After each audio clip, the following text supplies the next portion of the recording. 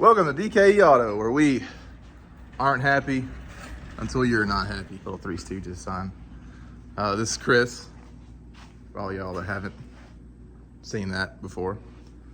Enough of that. So today, I do want to do a little walk around under the Humvee, because the coolest parts about that truck, in my opinion, are under it on the bottom. Inside is inside. You've got some seats, you've got some switches, you've got a windshield that folds down, you've got a top, whatever. It looks cool, whatever. But underneath that thing is where the cool stuff's at. I do want to show y'all this though. When you buy an LS swapped car, so 80s model El Camino, 2000s LS 6.0 with a headlight bezel on it. Look past the motor, okay? Don't just look at the motor and be like, oh man, that thing got a motor in it. Look at the wiring for the lights. Look at the wiring for the amps and subs that are in here, which it's not right here actually. This is pretty clean, but inside the car, it's just, we've got way too much voltage coming off of a standard battery with I'm assuming a eBay alternator. I don't know. It's just not a good look on that car. It keeps dying, giving the guy lots of electrical problems. Something else is giving us problems, because we love problems around here, is this 351 Windsor swapped Ford Ranger, which will be for sale soon. We just gotta get that sorted out. So I'm gonna flip the camera around here. I'm gonna show y'all up underneath this Humvee a couple of things that I like, a couple of things that are cool, and a couple of things we're gonna have to fix. You feel old yet? You should. This is a January of 1987 M998 Humvee. It is a really, really, really interesting vehicle. And again, the stuff that is interesting is on the bottom. What I mean by that is all of the components that make it what it is, or what it was. So these weren't ideal off-road vehicles. They were wide, they were a little sluggish. A lot of people engine swap these trucks nowadays to make them a little faster, but as far as the technology went for the 80s, for these things to be produced on a mass scale, was very fascinating. And also the level of Chevrolet that exists under this truck is hilarious. It's just a weird Chevrolet. That's all it is. So a couple things just to point out. Notice how flat the bottom of the truck is. So you've got the control arm, and then you got all the stuff up there. I'll zoom in. And that's a starter wire dangling, but look, from here to here, all the way forward of the truck is completely flat. See? Stuff, no stuff. So that was a big factor in these. The ground clearance on these trucks was insane. It was like over 14 or 15 inches of ground clearance, which is insane for an off-road vehicle. So these are very capable in a lot of ways, and how they were able to do that was the main thing, the portal axles. So notice how you've got the axle comes off the rear differential. It enters into this portal hub. So there's gears in here. So the hub is actually lower than where the axle goes in. So the axle goes in here, gears turn, hub on the other side turns the wheels. So that allows the drivetrain to sit higher up into the frame and the suspension and tires to sit lower in the frame. Also notice no brakes. Brakes are inboard on these. They are inboard on the differentials, front and back.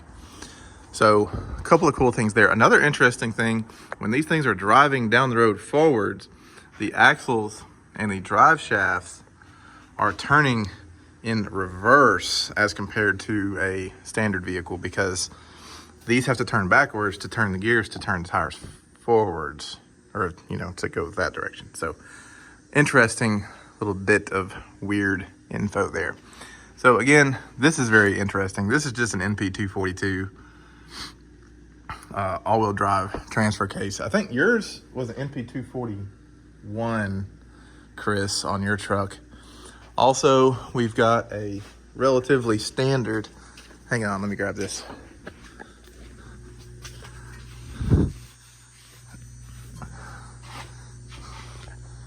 Hydromatic, kind of can't see it. Hydromatic division of GMC,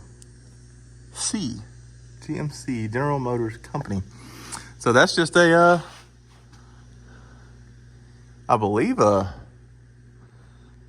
700 R4 or a turbo 475. It might be a turbo 400. Nothing crazy, nothing fancy. It's an 87, so it's not a 4L. It's probably a 700 R4, but I would have to go look at some pictures to really remind myself what that looks like. 6.5 diesel on this one, I do believe. It might be a 6.2. But here's the issue we're having. So this thing, this is the biggest starter I've ever, I mean, this thing is massive. I mean, I don't have tiny hands. I don't have huge hands. But I mean, a normal starter, let's see if I have a normal starter over here. Yeah, look at that. This is off a 99 5.7 Chevrolet truck. Look, I'll flip it around so you can see. Look at the difference in the size of that starter, man. That's the biggest starter we've ever pulled off of anything that wasn't like a commercial, like a truck, like a hauling truck, which of course this is a commercial truck. Of course, we still got the winch. It should work fine. We haven't tested it yet. But we bought this thing with the assumption that the motor was probably good. And if we crank on our handle here, you'll notice that it's turning and it's making noises. Not bad noises, making decent noises. All right, but here's the present I was given today. That's right, we got a starter bolt broke off in the block. So a combination of completely dead batteries, which I don't know if you'll be able to see these. There's two big old batteries in there, and we've got them on charge, and they do look like they're taking a charge. We've got our little power setup here, charge these batteries. I'm gonna have to get that broken bolt out of there, slap this starter back in there, and maybe with some charged batteries, it might actually engage the flex plate. Maybe, but we'll see. We'll see if we get lucky. All right, so just a couple of other things just to point out, and we'll call it quits for this video here. Our front end and rear end, I believe, are the same exact unit. They are interchangeable. You can just take that chunk and put it back there and vice versa. Same with your brakes, your axles, your portals. They are interchangeable, reversible. All four corners are the same. And that's the reason you've got this adjustment linkage here. So that's where your tie rod ties in from the steering gearbox on the fronts. Those just have an adjustable linkage for your toe in. and out. And also, just a couple of other things. That's just a regular old steering gear box, nothing fancy. Bunch of old crappy V-belts because, you know, we hadn't made it to serpentines yet. And yeah, so we'll see what she looks like. The oil in this thing looks amazing. The transmission fluid looks even better, which is awesome. The fuel still smells decent, but you know, it might have been serviced properly, being that it was a military vehicle, or it was completely neglected its whole service life. All right, guess that'll do it for us here today. I'll post some updates when it comes to it running or not running.